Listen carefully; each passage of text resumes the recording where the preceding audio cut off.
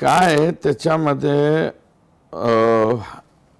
बाळासाहेब इनकर agricultural insurance company of India limited AIC जिल्हा प्रतिनिधी बीड हा व्यक्ती आमच्या इकडे आला. यांचं आणि हे जे आका आहेत आज सरेंडर झालेले ह्या आकांचं शिवीगाळ झाली, बोलाचाली झाली. नंतर पुन्हा त्यांच्या गुप्त बैठका झाल्या. मला आता एक एक एक एक एक एक माहिती.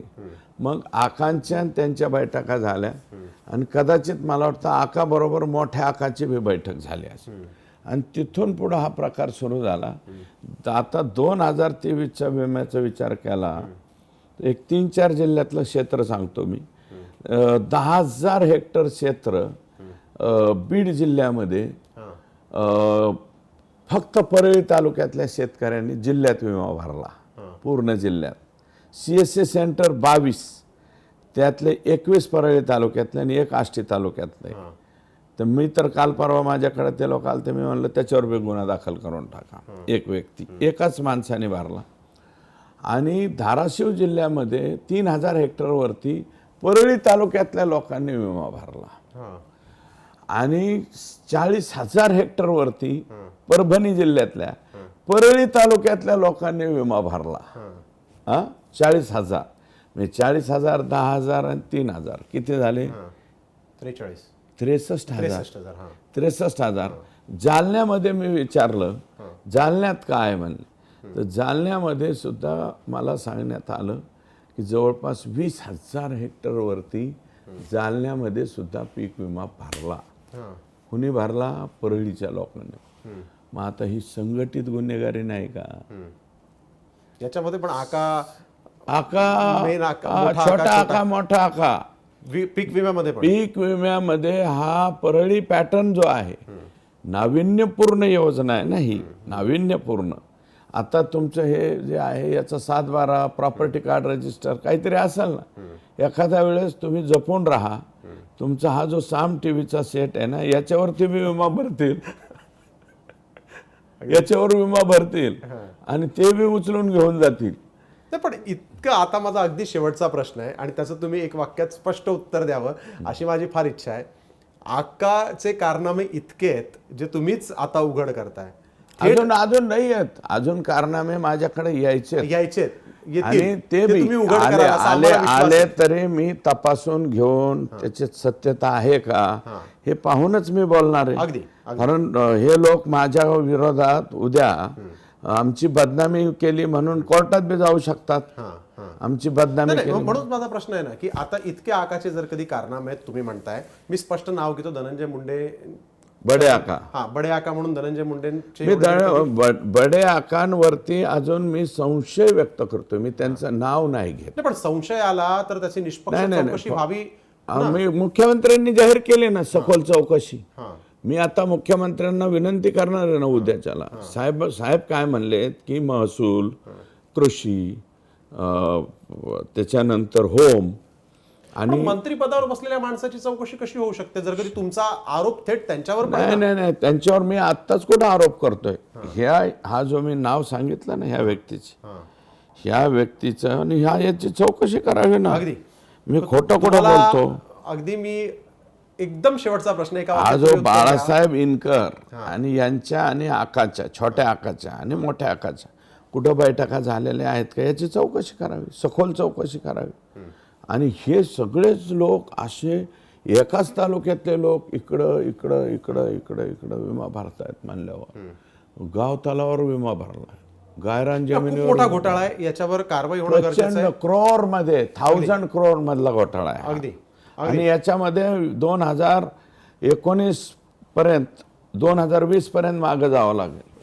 अगदी तुम्ही इतक्या सगळ्या या प्रकरणावर सखोल बोलताय, परंतु तुम्ही माझा प्रश्न असा आहे की तुम्ही धनंजय मुंडेंच्या राजीनाम्याची मागणी करायला का मागे? नाही मी आता करणारच नाही ना.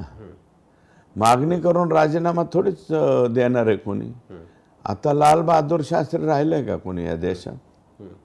लाल बहादूर शास्त्रींनी दिला होता. अगदी म्हणजे वेळ प्रसंग आल्यावर तुम्ही मागणी करू शकता. आत्ता नाही.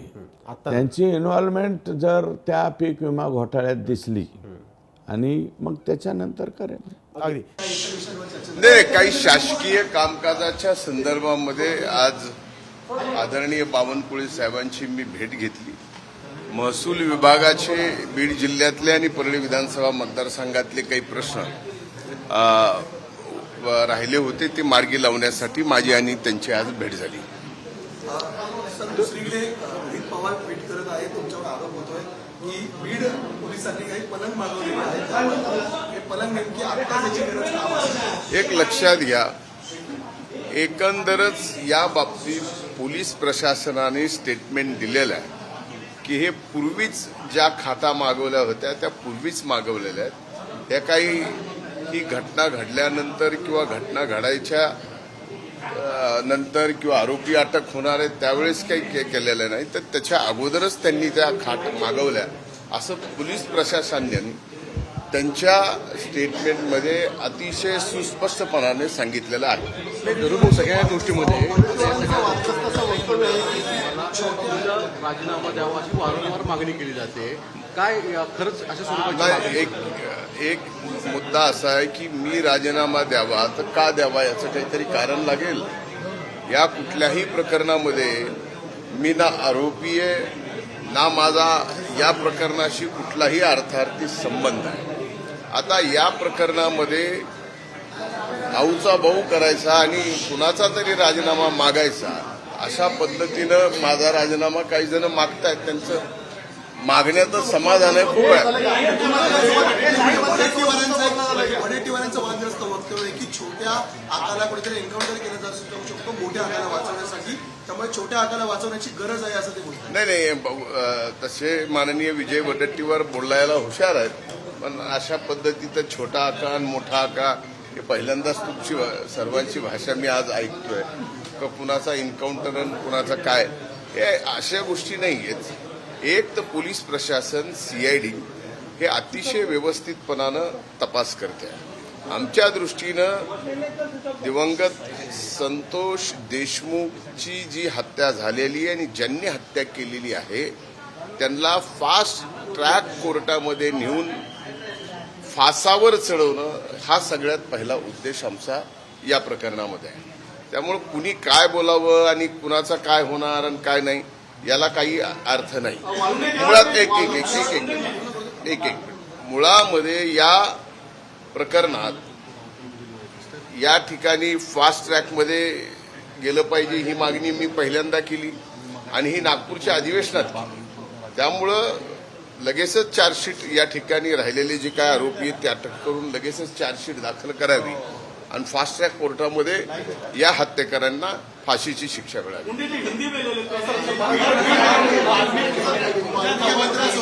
या संदर्भात चर्चा केलेली आहे का? नाही. तुमच्याबाबत तुमच्याकडे व्यक्तिगत वाल्मिक कराड आणि तुमचे जे जवळचे संबंध आहेत, जर तुम्ही मंत्री म्हणून राहिला तर या तपासावरती दबाव येऊ शकतो असं विरोधकांचं म्हणणं आहे. त्यामुळे तुम्हाला मंत्रिमंडळातून बाहेर काढा अशी त्यांची मागणी आहे. त्या मागणीकडे कसं पाहता? एक लक्षात घ्या, म्हणूनच हा तपास सीआयडीकडे दिलेला आहे. हा तपास न्यायालयीन पण होणार आहे. त्यामुळं त्या तपासाशी कुठल्याही प्रकारचा प्रभाव मी मंत्री म्हणून राहून होऊ शकत नाही. म्हणूनच या ठिकाणी सीआयडी, एसआयटी आणि न्यायालयीन ह्या तिन्ही प्रकारच्या चौकशा या ठिकाणी चालू आहेत. पालकमंत्री करू नये म्हणून या सगळ्या गोष्टी घडतायत का? एक लक्षात घ्या, याच्यात का घडतं हे आम्हाला कळण्यापेक्षा माध्यमांना जास्त अगोदर कळतं. आता या बाबतीमध्ये का घडावं, या बाबतीत मीच पालकमंत्री, मीच मंत्री, मीच का नसावं, हे जे विरोध करणारे लोक आहेत आपण त्यांना प्रश्न विचारले तर अधिक सर्वपक्षीय आमदार एकवटतात, त्याचं नेमकं मुख्य कारण काय? एक लक्षात घ्या की सर्वपक्षीय आमदारांनी एकवटावं, हे एकवटणं एका निर्गुण हत्येच्या बाबतीमध्ये झालं नाही. त्यामुळे ते काही चुकीचं झालं असं मला म्हणता येत नाही. कारण ती घटना अतिशय दुर्दैवी आहे आणि त्या घटनेमध्ये जे कोण दोषी असतील त्यांना फाशी व्हावी हीच भूमिका तिथं सर्वांची. नाही,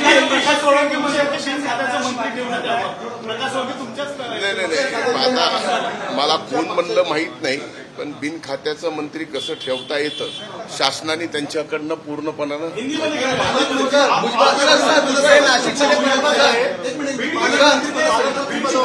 सर्वपक्षीय आमदार म्हणतात की मुख्यमंत्री किंवा अजितदादांनी बीडचं पालकमंत्री पण घ्यावं. या बाबतीत जे निर्णय घेतील ते आमचे नेते आदरणीय अजितदादा घेतील.